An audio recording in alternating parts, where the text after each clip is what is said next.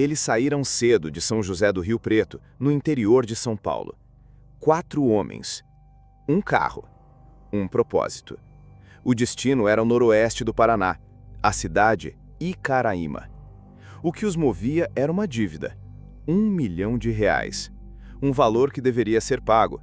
Uma missão que parecia simples: cobrar, resolver e voltar para casa. Mas eles nunca voltaram.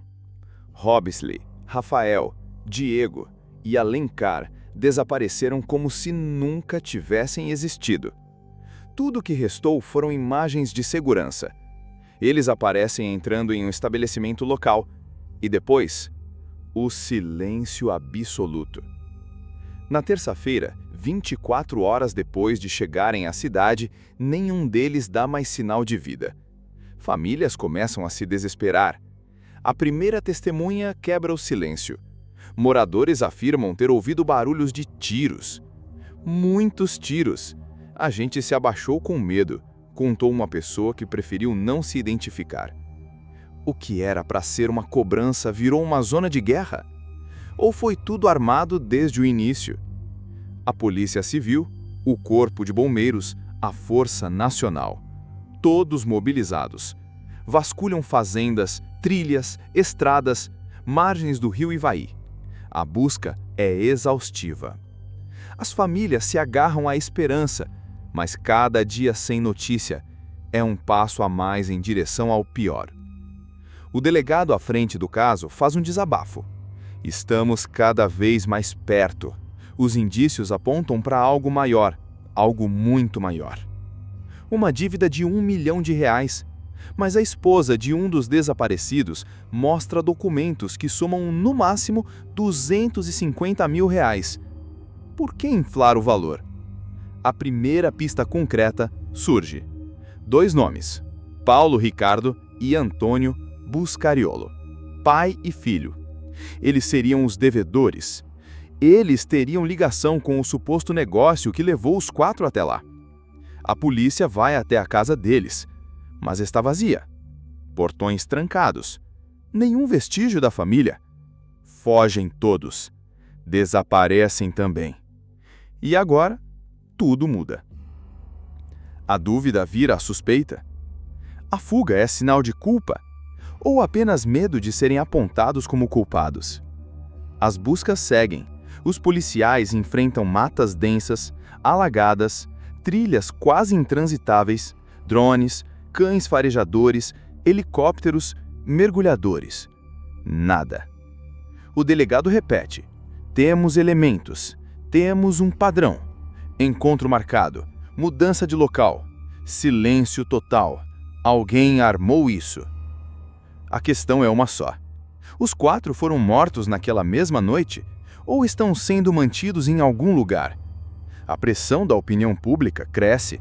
A cada nova coletiva, a angústia das famílias se renova. Foi um crime? Foi uma negociação que saiu do controle? Ou foi uma armadilha desde o início? No centro da história, os Buscariolo. Pai e filho deram depoimentos iniciais dizendo que não sabiam de nada.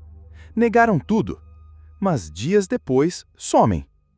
Toda a família some, como fumaça. E então a justiça autoriza. Paulo Ricardo e Antônio são considerados oficialmente foragidos. As perguntas se multiplicam. Eles desapareceram por medo ou porque sabem exatamente o que aconteceu com os 4? A cada nova pista, uma nova contradição. Uma padaria. Câmeras de segurança. Os 4 são vistos ali, conversando com Alencar, o homem que organizou tudo. Depois disso, escuridão. E se esse negócio fosse só um pretexto? E se alguém estivesse esperando por eles? O delegado confirma. A ida ao distrito de Vila Rica era para a cobrança de uma propriedade rural. Imóvel vendido, dinheiro devido. Mas por que então tanta resistência em pagar? No dia seguinte, o grupo já está incomunicável. Nenhuma ligação, nenhuma mensagem, nenhuma movimentação. É como se tivessem sumido no ar. E sem corpos, não há crime confirmado. Sem provas, não há prisão. Só suposições. Suposições. E um silêncio que ensurdece. Famílias esperam, imploram, clamam por respostas. E, nesse meio tempo, a suspeita vira quase certeza. A emboscada foi pensada, detalhada e executada com precisão. O objetivo? Impedir que o dinheiro fosse cobrado, apagar provas, silenciar vozes. A cada hora cresce a desconfiança de que os 4 foram vítimas de um plano. Mas há algo que ninguém esperava. Um pescador. Um depoimento. Ele diz que viu o barco se movendo no rio Ivaí no dia seguinte ao desaparecimento, de noite. Um detalhe simples, mas que pode mudar tudo. A polícia volta seu foco para o rio. Mergulhadores trabalham por horas, enfrentando correntezas e lama. Procuram rastros, roupas, corpos, qualquer coisa. E a pergunta agora é outra. Por que usar o rio? Foi desespero? Ou uma escolha fria, estratégica, para dispersar a investigação? Enquanto mergulhadores enfrentam a correnteza turva do rio Ivaí, cada segundo debaixo d'água é uma corrida contra o tempo e contra o esquecimento. A cada hora que passa, a esperança das famílias se mistura com o medo do que será encontrado.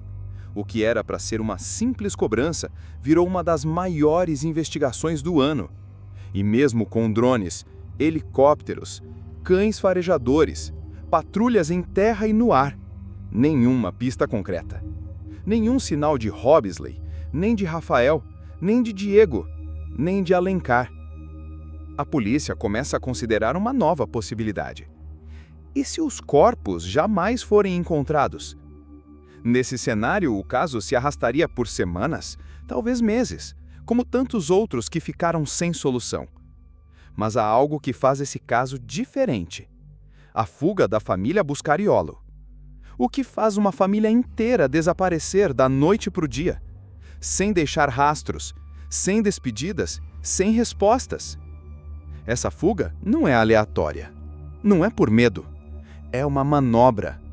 Uma jogada de quem sabe que, quanto mais tempo passa, mais difícil será provar alguma coisa. E mesmo assim, a polícia garante: não vamos parar, isso não vai cair no esquecimento. A investigação agora se desdobra em 2 frentes. A primeira, a busca incessante pelos 4 homens desaparecidos. A segunda, a caça a Paulo Ricardo e Antônio Buscariolo, agora foragidos, com um mandado de prisão expedido. A polícia tenta rastrear movimentações bancárias, ligações, mensagens, tudo que possa indicar para onde foram. Mas a família parece ter sumido com precisão militar. O mais perturbador é que, mesmo sem corpos, mesmo sem testemunhas oculares, tudo aponta para uma emboscada. Uma armadilha silenciosa, montada com o cuidado de quem sabe exatamente como enganar o tempo e a justiça. O cenário reforça a tese. O negócio da dívida era apenas fachada. A promessa de pagamento, uma isca. E o encontro marcado, o início de um plano cruel, que teria como único objetivo fazer os 4 desaparecerem sem deixar rastros. E assim, a história vira um quebra-cabeça sem peças. Um suspense real, vivido por famílias que dormem e acordam esperando uma ligação, uma notícia, qualquer coisa que quebre o silêncio. O que mais dói é o vazio. A ausência de resposta, o eco de perguntas que se repetem todos os dias. Onde eles estão? Estão vivos? Foram assassinados? Ou desapareceram porque tiraram a vida de alguém? A imprensa acompanha de perto. O país inteiro assiste. Mas ainda assim, a verdade parece cada vez mais distante. As redes sociais se dividem entre teorias. Alguns dizem que foi um acerto de contas que saiu do controle. Outros juram que foi uma vingança. Há quem diga que o grupo foi pego em algo muito maior do que imaginavam. Talvez uma guerra de terra. Talvez tráfico de algo que nunca foi revelado. Talvez apenas o erro de confiar nas pessoas erradas. E no meio de tudo isso, O silêncio. O silêncio do rio. O silêncio da mata. O silêncio das casas vazias. E o silêncio de quem sabe, mas não fala. A polícia reforça. Temos nomes, temos mandados, temos uma linha de investigação clara. Mas nada é suficiente enquanto não houver um desfecho. Enquanto as famílias não puderem enterrar seus filhos, seus pais, seus irmãos. Ou, na melhor das hipóteses, abraçá-los novamente. Se tudo isso parece um roteiro de filme, é porque a realidade às vezes é ainda mais sombria do que a ficção. 4 homens saíram de casa para cobrar uma dívida. Uma dívida que talvez nem fosse real. E nunca mais voltaram. Sumiram, diante das câmeras, diante de testemunhas.